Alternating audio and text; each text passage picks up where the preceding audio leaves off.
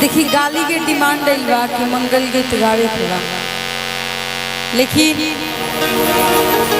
एक छोटा सा सोहर हो जाए ओकरा बाद हम मंगल गीत जरूर गाई।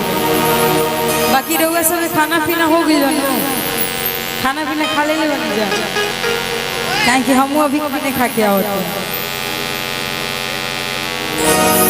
चल कि कहवा में जाना में रामचंद्र, कहवा में कृष्ण चंद्र, कहवा में कृष्ण चंद्र है। लालना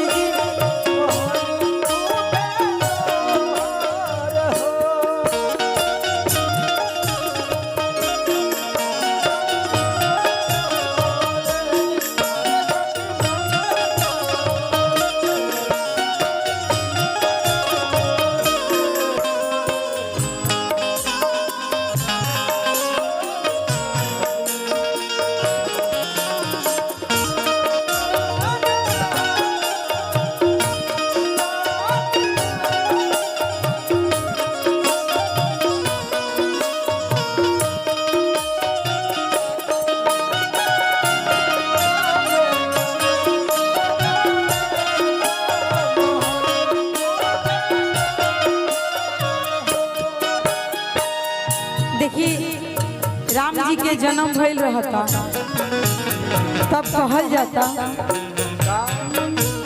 अयोध्या में जन्म रामचंद्र, गोकुल में कृष्ण चंद्र, गोकुल में कृष्ण चंद्र है। लालना पर्वत बबुआ गणेश जी माल उठे सोहर।